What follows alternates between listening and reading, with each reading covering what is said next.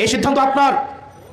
আপনি কি একদিন গোলামি করে 5 বছর গোলাম থাকতে চান, নাকি একদিন মালিকানা প্রয়োগ করে আপনার নেতাকে 5 বছর গোলামি করাতে চান? সিদ্ধান্ত আপনার। স্পষ্টতই যেই নেতা ভোটের আগের দিন আপনার দরজায় পয়সা নিয়ে আসে, মনে রাখতে হবে এই পয়সা কিন্তু সে আগামী 5 বছর ধরে আপনার পয়সাটাই সে তুলবে। এটা ইনভেস্টমেন্ট, এটা কি ইনভেস্টমেন্ট? আপনি একটা এলাকায় 2000 ভোটার, প্রত্যেকজনকে যদি 500 টাকা করে দেয়, তাহলে হচ্ছে 1 লাখ টাকা, নাকি না 10 লাখ? 10 লাখ মনে হয় না, 1 লাখ, 10 লাখ টাকা।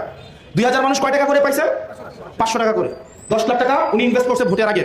এই 10 লাখ টাকা উঠাই তো উনি 20 লাখ টাকার রাস্তা খাবে। উনি 20 লাখ টাকার রাস্তা খেয়ে ফেলবে। আপনি পাইছেন কত? 500। আপনি পাইছেন কত? আর উনি খাইছে কত?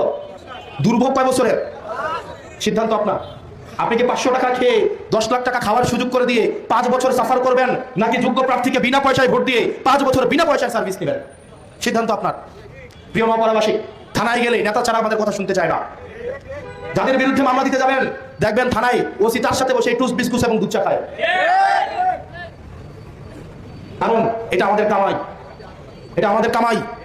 কারণ ভোট কেন্দ্রগুলো যারা দখল করে, যার বাড়িতে পয়সা নিয়ে আসে, আমরা বিবেকের তাড়নায় না পড়ে, আমরা আমাদের আবেগে পড়ে আমরা ওই সমস্ত মাফিয়া, টেন্ডারবাজ এবং চাঁদাবাজকে আমরা ভোট দিই বেশিরভাগ সময়। সিদ্ধান্ত আপনার।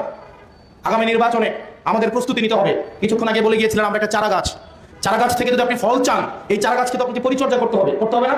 নাকি গাছ লাগানোর পরের দিন গিয়ে ফল পাইরে নিয়ে আসতে পারবেন? এটা কি সম্ভব?